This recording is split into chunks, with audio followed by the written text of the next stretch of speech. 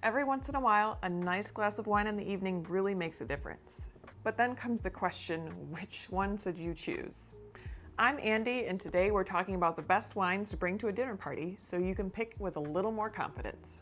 I've gone to a lot of wine tastings over the years. We have so many wineries here in Michigan, and visiting them is something I've always really enjoyed doing. I'm not a sommelier, but I've tasted enough different wines that I probably put more pressure on myself than I should when I'm choosing one for somebody else. I start thinking about the grape, how dry it is, what foods usually go with it, whether everyone else will like it, and suddenly I've made bringing a bottle to dinner far more complicated than it needs to be. This gets even worse when we're going to my sister-in-law's house because she's worked with restaurants for most of her career and knows far more about wine than I do. She's never made me feel judged about anything I've ever brought, but for a long time I still felt like I should show up with something particularly well chosen. But now I've gotten much simpler about it. If you don't know what somebody is serving, I don't think you need to overthink the pairing.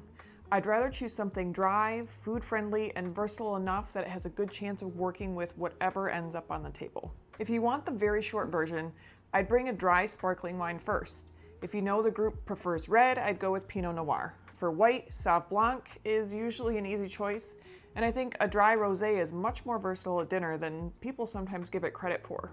Dry sparkling wine is still my favorite when I truly know nothing about the menu. Sparkling wine gets treated like it needs a celebration attached to it, and I don't really understand why. We drink it with completely ordinary dinners at home.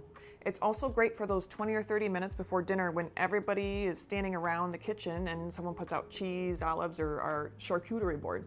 It can keep going once dinner starts too, which is why I like it so much when I'm guessing. If you want it dry, I generally look for Brut. The wording on sparkling wine can be a little confusing because something labeled extra dry can be sweeter than Brut, so I pay attention to the sweetness information rather than relying on the name alone.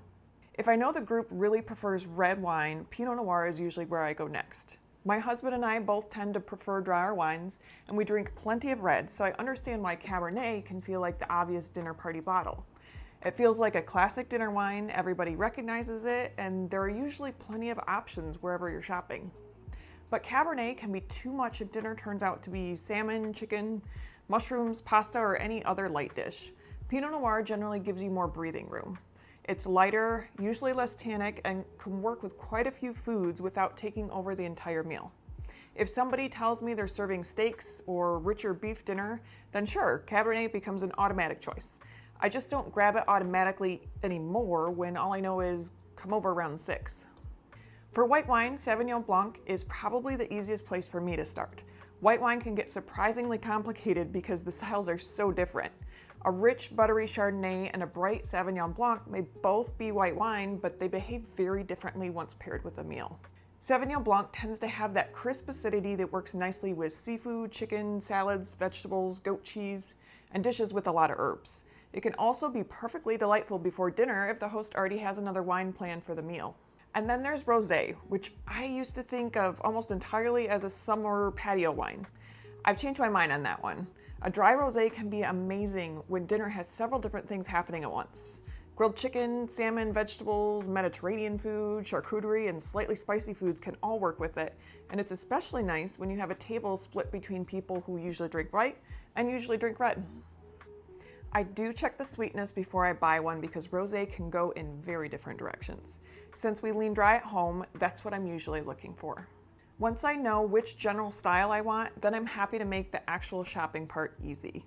That's one reason I like using wine insiders for something like this.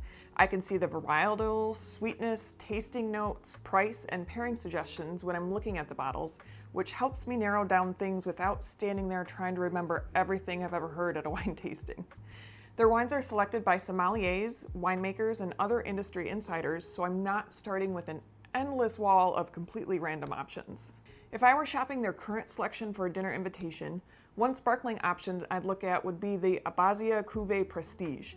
It's a dry Italian sparkling wine with apple, pear, citrus notes, and it's the kind of bottle I'd be comfortable bringing when I have no idea what dinner is. If I wanted red, I'd look for a Pinot Noir like the photograph Pinot Noir. It has the lighter body and acidity I want for a bottle that may end up next to anything from salmon to mushrooms to chicken. For white, something like the Finica Magnolia Sauvignon Blanc fits that same idea. It's crisp and dry, which is much closer to what I'm looking for than a white wine that needs very specific mealwork. And if I wanted rosé, I'd stay with a dry style rather than choosing based on the prettiest bottle or color alone. I also don't think you need to spend a fortune. For a typical dinner invitation, I'm usually perfectly happy somewhere around $15 to $25. There are a lot of good wines in that range, and more importantly, I can hand that bottle to the host and stop thinking about it. That last part was something I had to learn. If you bring wine as a host gift, they may open it that night, or they may already have wine selected and save yours for another time. I used to feel like choosing the bottle meant I had somehow chosen part of the dinner too, and now I really don't look at it that way. I also avoid bringing a wine that creates another job. If it needs an hour in a decanter, careful handling, or a whole explanation when I walk through the door, I'd rather save that for a dinner where we specifically plan to drink it together. The host is already cooking, setting up the table, and answering the door. A hostess gift should feel like a gift, not another thing that they have to juggle. So if somebody invited me over tomorrow and told me absolutely nothing about dinner, I would bring a dry, sparkling white. If I knew everybody preferred red, Pinot Noir. And if I wanted white, Sauv Blanc. And if it was a casual dinner with a lot of different food on the table, I'd be very happy with a dry rosé. I may still look at 5 different bottles before I choose, but at this point, I think that says more about my general ability to make decisions than it does about wine. At least I've stopped feeling like I need to predict the entire meal. I'd rather bring something versatile that I enjoy drinking myself and let the host decide what happens from there.